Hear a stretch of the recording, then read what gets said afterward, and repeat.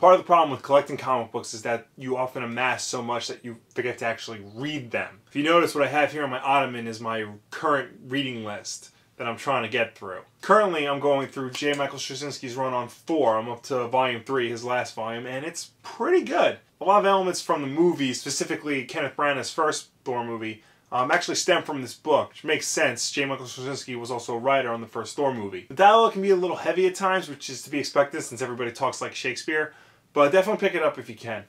Just be warned, Loki takes the body of a hot chick in the story, and that makes me very uncomfortable, especially when they announce who the hot chick is.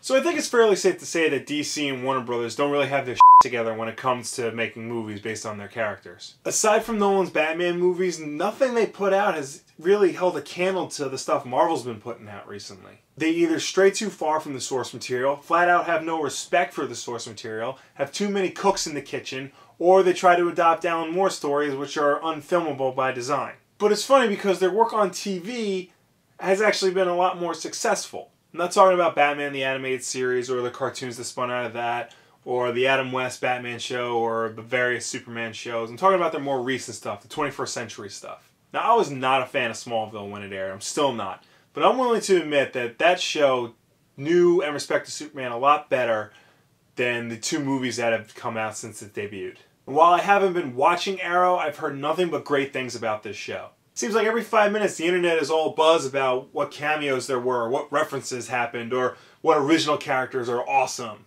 Promise I'll start watching it probably in the summer when season 2 ends so I can just binge watch it on Netflix. Seems like DC and Warner Brothers finally understand this and now they're having a big push for TV shows. We've all seen the pictures of Grant Gustin as the Flash for the upcoming Flash series. The costume looks good, under proper lighting of course, and it's made by the same team who did Arrow, so I'm sure the level of quality will remain. And in addition to that, they've also announced shows based on Constantine, Young Commissioner Gordon, iZombie, DMZ, Preacher, and...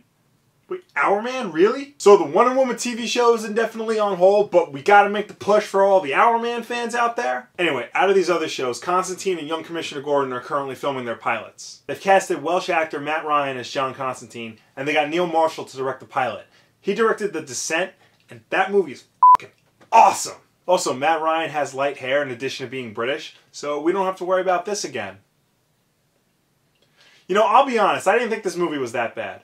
Now, the show's going to be on NBC, which probably means it won't be as violent as the Hellblazer comics that Constantine's originally from. But Hannibal's a pretty brutal show, and that's on NBC, so maybe they'll find a way to be similar to that. They won't have him do his trademark chain smoking on the show because it is network television. But they will still let Law & Order talk about rape and murder like it's the weather. The Gordon show will be on Fox and will just be called Gotham. It's supposed to take place during Gordon's first few years in Gotham City, before he became commissioner and gained his mustache. They've only officially released 3 pictures so far. Donald Loge as Harvey Bullock, Sean Pertwee as Alfred, and Cameron Dicndova, I think, as young Selena Kyle. Does anyone else see the cat ears in this picture? Like, that the buildings form? Or is it just me? Unofficially, we've seen set photos of Ben McKenzie as Commissioner Gordon, Robin Lord Taylor as the Penguin, and David Mazouz as young Bruce Wayne. These kids these days with their hard-to-pronounce last names. This pilot is being directed by Danny Cannon, who directed the original Judge Dredd film. And I Still Know What You Did Last Summer.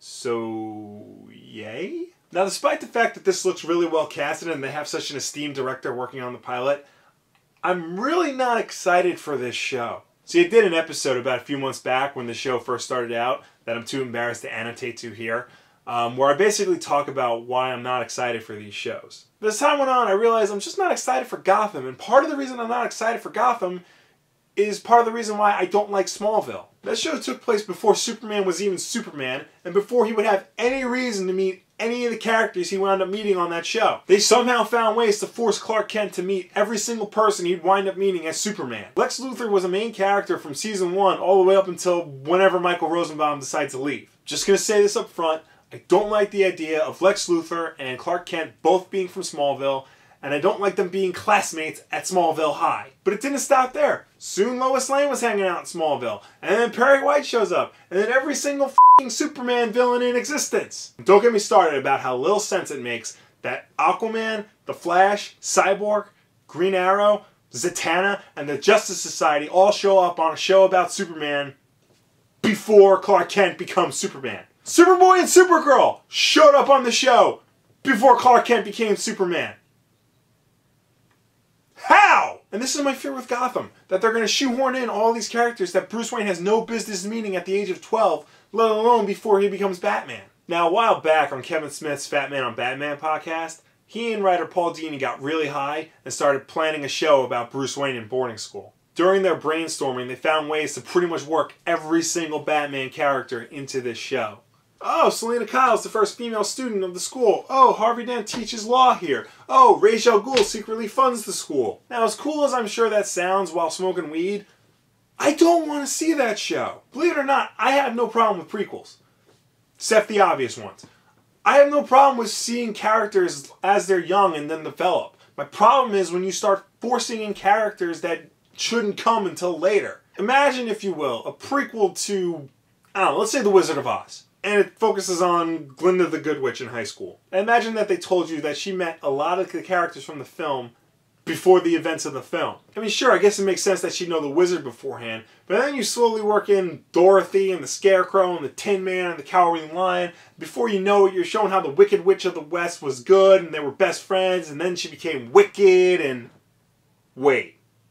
That's what the play's about? Okay, that may be a bad example, but you gotta admit, that sounds stupid when I say it out loud, right? So I guess a better example would be, imagine a prequel to Romeo and Juliet where Romeo's in elementary school, because remember they're teenagers in the play, and by 5th grade, he already meets Juliet and Tybalt and Mercutio and pretty much the whole cast. You wouldn't want it for those characters, and I sure as hell don't want it for Batman. I'm probably overreacting, but every time they talk about the show, it seems like they're adding more and more elements from the comics that don't really belong there. I know I shouldn't judge a show before it's even out, or before the pilot's even finished.